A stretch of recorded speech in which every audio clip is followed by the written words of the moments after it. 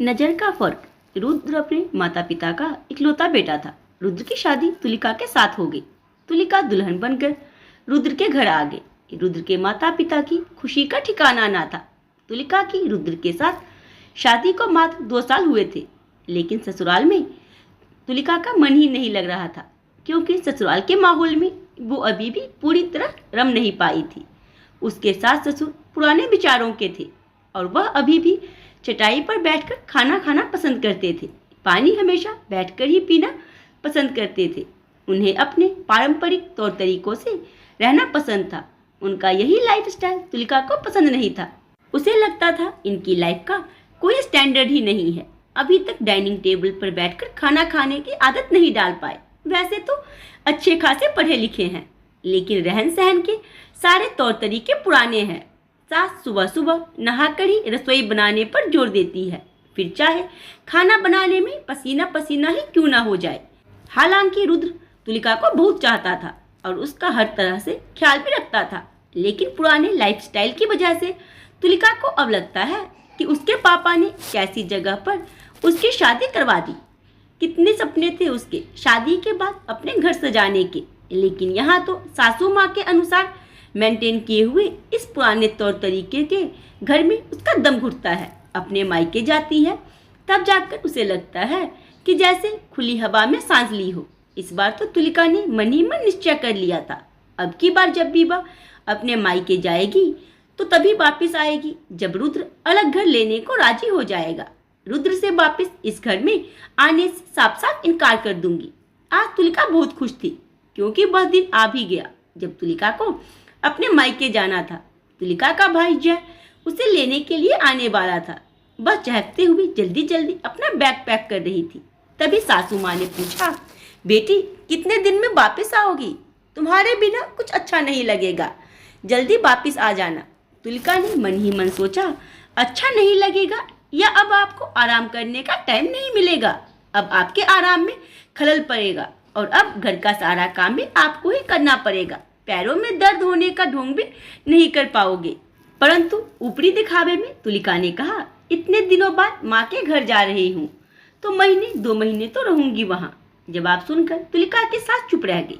आज तुलिका मन ही मन में बहुत खुश थी। सोच रही थी कम से कम अब इन खरूस लोगों से छुटकारा मिलेगा। अब तो रुद्र की अलग होने पर ही वापिस लौटेगी। मायके पहुंचकर तुलिका ने चैन की सांस ली। उसकी माँ भैया भाभी सबने उसको सिर आंखों पर उठा लिया। दिन भर बातों से किसी को फुर्सत नहीं मिली। हंसी मजाक के माहौल में कब शाम हुई पता ही नहीं चला। रात में तुलिका की पसंद की मटर कचौड़ी, आलू की सब्जी, मलाई कोफ्ता और बूंदी का रायता माँ और भाभी ने मिलकर बनाए थे। तुलिका ने अपनी भाभी की बलैया लेते हुए कहा, भाभी तुम्हें अभी तक मेरी पसंद याद है? भाभी ने हंसते हुए कहा कि माँ जी है ना याद दिलाने के लिए, भूल कैसे सकती हूँ। तुलिका माँ के गले लग गई। माँ मैं आपको बहुत मिस करती हूँ, मेरी सास आपके जैसी क्यों नहीं है? फिर भाभी को देखकर उसने आह भरी और कहने लगी, भाभी आप कितनी किस्मत वाली हैं जो आपको इतनी अच्छी ससुराल और मेरी मम्मी जैसी इतनी अच्छी सास मिली। सुनकर भाभी और मम्मी दोनों मुस्कुरा दी, बोले कुछ नहीं। अगले दिन तुलिका ने भाभी को कहते हुए सुना, उसकी भाभी भैया से कह रही थी, आप कैसी बात कर रहे हो? मैं दीदी और माँ के साथ बाजार नहीं जाना चाहती, मुझे आपके साथ जाना है। मैं कितने दिनों से सोच रही थी कि आपके साथ जाकर अपने पसंद की शॉपिंग करूंगी, और आप हैं कि फिर मना कर रहे हैं। मैं सिर्फ और सिर्फ आपके साथ ही बाजार जाऊंगी बस। भैया धीमी आवाज में बोले, दीदी आई है ना तो उनके साथ जाने में तुम्हें क्या परेशानी है? माँ के साथ जाओगी तो माँ भी खुश होगी ना, हम फिर कभी चले जाएंगे। भाभी नाराज होते हुए बोली, वो आपकी माँ है, आप जाओ उनके साथ, मुझे नहीं जाना। तुलिका इससे ज्यादा नहीं सुन सकी। उसके कानों में भी भाभी के कहे हुए स्वर गूंज रहे थे, आपकी माँ, आपकी माँ। तुलिका सोचने लगी, तो क्या भाभी के मन में भी माँ के प्रति अपनेपन का वैसा भाव नहीं है जैसा मैं सोचती थी? भाभी भी मेरी माँ को पराया समझती है। भाभी के पति की माँ, भाभी की माँ नहीं। अब तुलिका के अंतर्मन ने कहा, हाँ वो तुम्हारी और तुम्हारे भाई की माँ है, भाभी की माँ नहीं। भाभी की सास है, सिर्फ सास। अंतर्मन ने कहा, तुम भी तो रुद्र की माँ को माँ नहीं सास ही मानती हो ना। लेकिन मेरे सास ससुर तो बहुत खड़ूस हैं। तुलिका ने अपने अंतर मन से बचाव किया।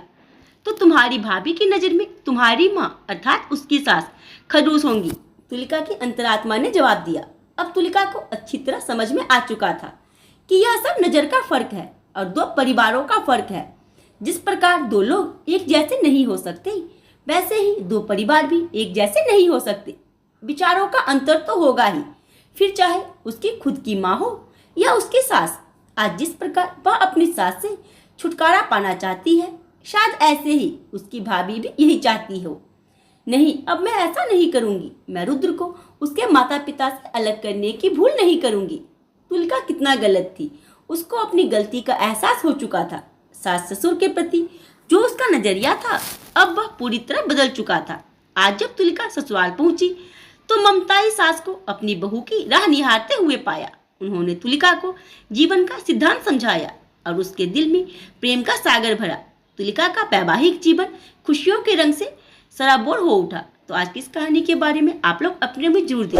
और कहानी पसंद आई हो वीडियो को लाइक, वीडियो को शेयर करना ना भूलें।